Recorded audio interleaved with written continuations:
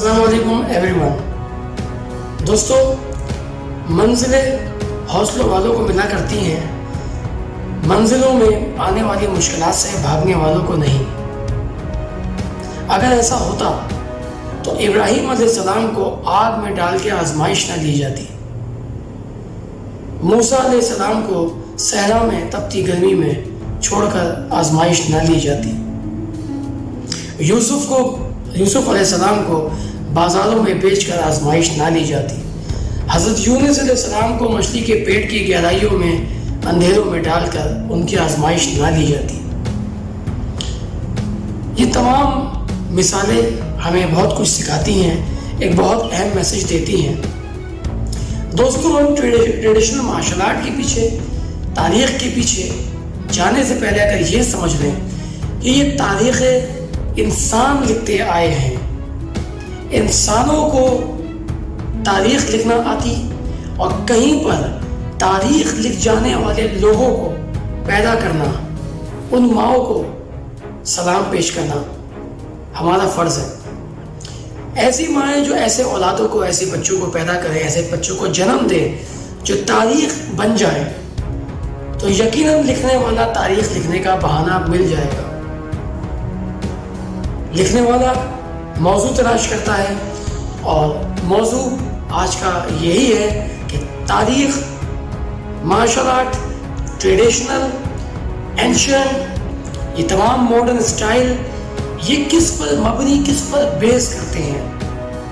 आज के ज़माने में हम हर स्टाइल को अलग अलग नामों से, अलग अलग स्टाइल, स्कूल्स और मास्टरों की वे ऑफ लिविंग और स्कूल ऑफ थॉट के ऊपर देखते हैं। ये बहुत मजबूत रिवायत का एक छोटा सा अक्स है। जब हम तरबियत करते हैं किसी एक बच्चे की, एक वाइट बेल्ट को ब्लैक बेल्ट बनाने की, तो हम सिर्फ उसको सिलेबस पे नहीं बल्कि उस बूदो, जो मैंने अपनी पिछली वीडियो में भी आपको बताया था कि असल कोड ऑफ वॉरियर अगर नहीं सिखाएंगे तो यकीन माने कि मार्शल आर्ट सीखने के बाद कोई भी आम इंसान जानवर कहलाएगा।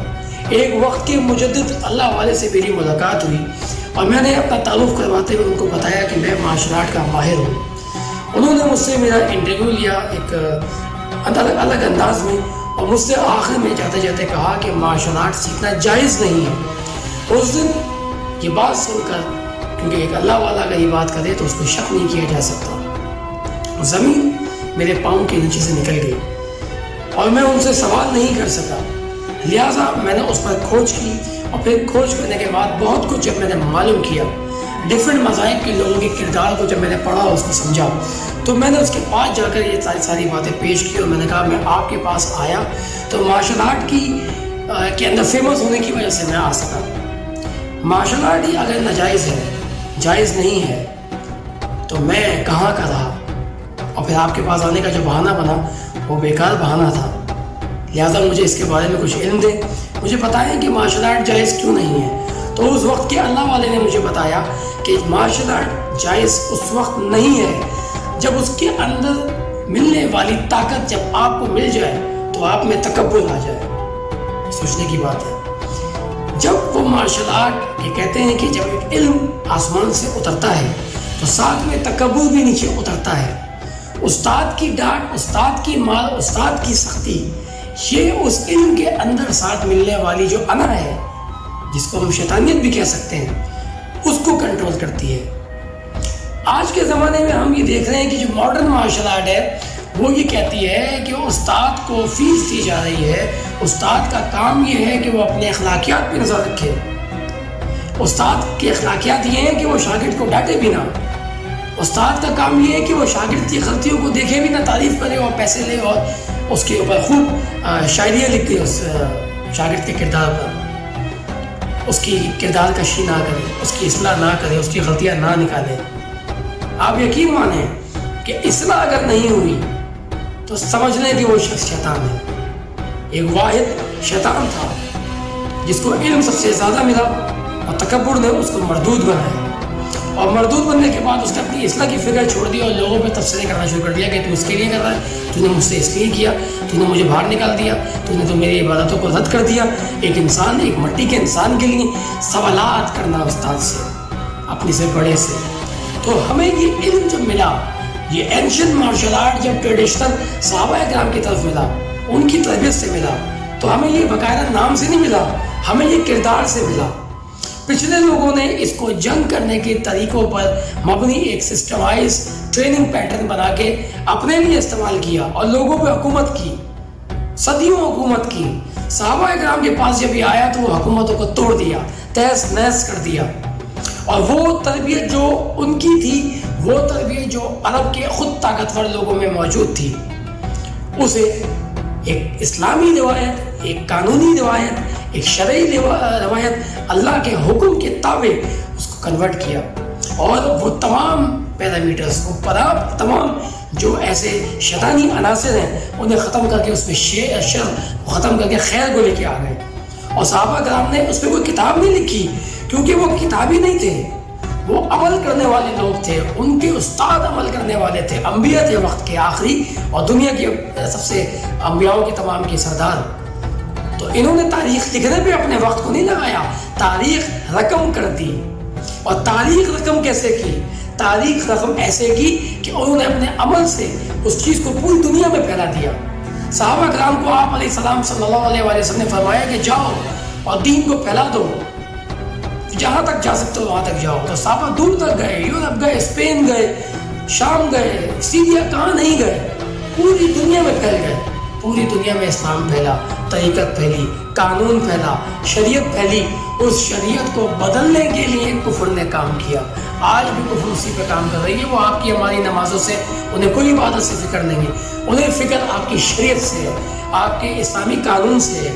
اگر آپ اسلامی شرعی قانون کو لے کے آ گئے تو وہ تمام شیطانی شر سے لے کے تمام وہ کام جو شیطان اور یہ اسلام کے خلاف جتنے مذاہب کر رہے ہیں وہ, اور اسلام میں رہنے والے وہ مجرم لوگ جو جرم کرتے ہیں, ان کے یہ سارے کھاتے دکانیں بند ہو جائیں گی. اس لیے شرعی قانون کے لیے سارے کام ہیں. یہ پوری کائنات میں کام شرعی قانون کو ختم کرنے کے لیے کیا جا رہا ہے. لہٰذا اس بات کو سمجھتے ہوئے اس بات کو سمجھیں کہ جو ٹریڈیشنل مارشل آرٹ جب صحابہ کرام کے زمانے میں آئی تو نام نہیں تھا, کردار تھا, کام تھا. جب اس کو لوگوں نے سنا, پڑھا, آگے یہ میسج گئے کہ ایسے لوگ دنیا میں موجود تھے. چین میں سعد ابن ابی وقاص جب گئے اور لوگوں نے معلوم کیا کہ ایسا کردار ہمارے ملک میں آیا ہے, سنا ہے کہ ان سے بھی بڑے بڑے موجود ہیں ان کے ملک میں, تو وہاں پہ تاریخ لکھنے والے مورخین چینی, جن کا مذہب چین کا مذہب تھا, کوئی نہ مذہب ماننے والا, مضبوط ترین مذہب چائنا کا آج بھی وہ مذہب ہے, انہی کے مورخین نے لکھا ہے کہ ایک عربی کے برابر چینی 101 جنگجو برابر ہے. یعنی کہ چین کے اندر 101 جنگجو اور عرب کا ایک جنگجو برابر ہے. دوستو یہ بات کوئی عام بات نہیں ہے, یہ چینیوں کی اپنی آنکھوں دیکھی بات ہے جو انہوں نے اپنی تاریخ میں لکھی ہے کتاب میں. میں نے اپنی پچھلی ویڈیوز کے اندر اس کتاب کا نام بھی مینشن کیا تھا, The Lost History of Muslim Martial Art کے اندر. آپ لوگ وہ ویڈیو ضرور دیکھیے گا اور وہاں سے آپ کو کتاب کا نام بھی مل جائے گا. وہ کتاب چینیوں کی اپنی کتاب ہے. سمجھنے کی چیز جو ہے وہ یہ ہے کہ جب یہ ٹریڈیشن آگے پہنچا تو یہ اسلامی شرعی اور دینی تعلیمات کے ذریعے سے پہنچا اور بہت تیزی سے پھیلا, اور چین میں سب سے زیادہ پھیلا. جب یہ چین میں سب سے زیادہ پھیلا تو وہاں پہ لوگوں نے اپنے تفسیر, اپنے علوم کو باہر نکالنے کی کوشش کی. اور حضرت سعد ابن وقاص کے رضی اللہ تعالیٰ کے وقت میں تو یہ ہمت کسی میں نہ ہو سکی کہ وہ اپنے کفر کو باہر نکالتا. عباسی سلطنت کے زوال کا انتظار کیا گیا اور اس کے بعد بہت بری طریقے سے مسلمانوں کو زوال کا سامنا ہوا, اور چین کے اندر صرف مسلمانوں کے علاوہ تمام مذاہب آج پھل پھول رہے ہیں. آج ہم دوست سمجھ رہے ہیں, بہت پرانی ایک دشمنی خاموش لڑائی چلتی آ رہی ہے چین سے. چین اپنے قانون کو نافذ کر کے رہے گا. شاید یہ وہی چپٹے لوگ ہیں جن کے بارے میں کہا تھا کہ یہ اسلام کے خلاف اٹھیں گے. خیر, ہمارا ٹاپک مارشل آرٹ ہے. ٹریڈیشنل مارشل آرٹ جب جاپان چین کے اندر آیا تو وہاں پر اس چیز کی تعلیمات بھی ساتھ ساتھ آ گئی جو اسلام کی تعلیمات تھی کہ مذاہب, عبادات, شرعی اصول اور آپ کی زندگی گزارنے کا بہترین سلیقہ و طریقہ, یہ آپ کی مارشل آرٹ کی مضبوط ٹریننگ کو ملا کر ایک زندگی گزارنے کا پیکیج بن گیا. لوگ اس پہ چلتے رہے اور آہستہ آہستہ جب مسلمانوں کو ان ملکوں میں جہاں ان کی اتنی زیادہ تعداد نہیں تھی, جب انہیں وہاں زوال ہوا, تو یقینی سی بات ہے کہ انہیں چیزوں کو بدلنا بڑا آسان ہوا اور بدھزم مذہب سے لے کے تمام دوسرے مذاہب نے اس میں اپنا کلچر شو کر دیا. سجدہ کرنا, سجدے میں ناک لگانے کے بعد ماتھا لگانا مسلمانوں کا طریقہ ہے. واحد بدھزم مذہب کے اندر ناک اور ماتھا لگانا لازمی ہے, یہ اسی طرح کرتے ہیں. لیکن انہوں نے اپنی کتاب میں اس ناک لگانے کو اور ماتھا لگانے کو شرعی عبادت کا اصول نہیں بتایا, بس وہ کرتے ہیں. یہ کون انہیں بتا کے چلا گیا یہ انہیں بھی نہیں پتا, صرف ان کے بڑے کرتے تھے وہ بھی کرتے ہیں. تمام تاریخیں چاہے چین کی ہو, جاپان کی ہو, یورپ کی ہو, اسپین کی ہو, تمام کے اندر اسی طرح تاریخ لکھی گئی ہے کہ ہمارے بڑوں نے یہ بتایا, ہمارے بڑوں نے یہ کیا. ہماری تاریخ آدم علیہ السلام سے شروع ہوتی ہے. عمل, تاریخ, ریٹن سب موجود ہے. کہیں حدیث سے پتہ چل جائے گا, کہیں قرآن سے پتہ چل جائے گا.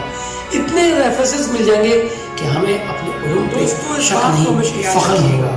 ہم جب روایتی پرانی ٹریڈیشنل مارشل آرٹ کو یاد کرتے ہیں اور ہم کہتے ہیں کہ مسلمانوں کی کوئی کھوئی ہوئی مارشل آرٹ ہے, صحابہ اکرام کی کوئی مارشل آرٹ ہے, تو یاد رکھیے گا جواب ہے نہیں. لیکن اس نہیں کے اندر میں آج آپ کو ہاں کی ایک بات بتا دوں.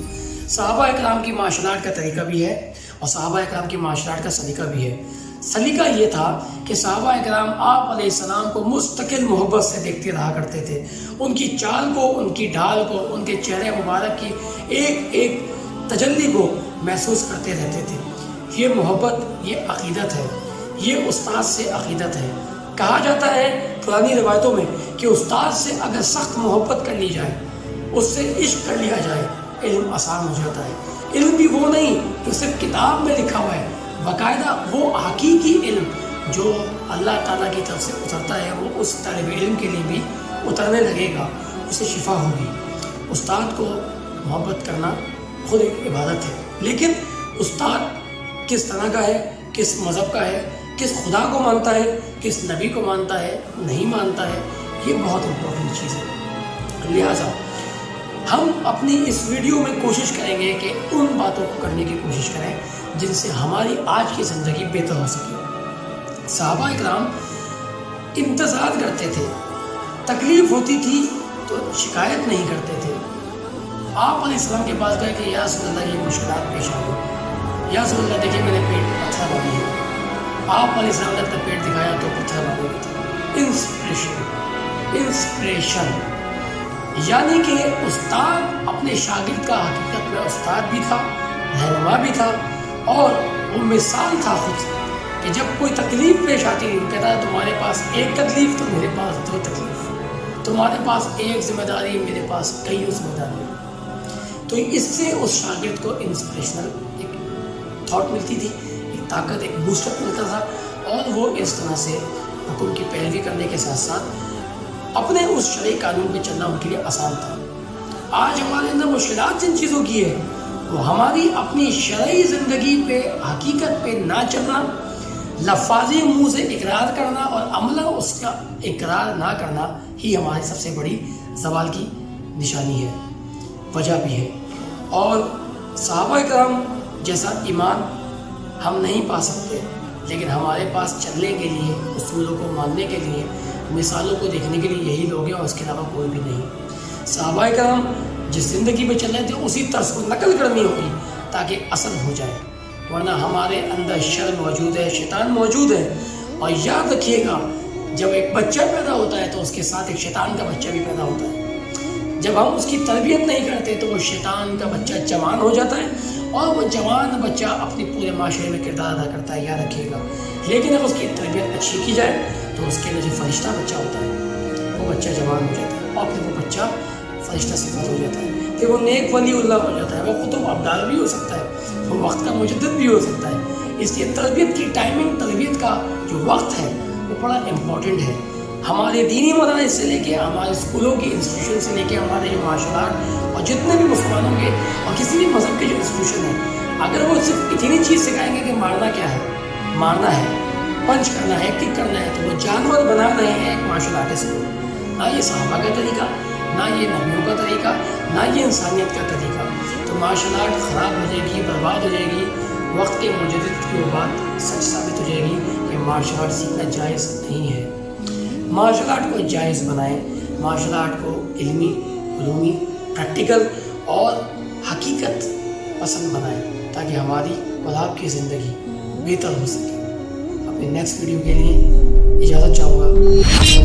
Stay connected with us.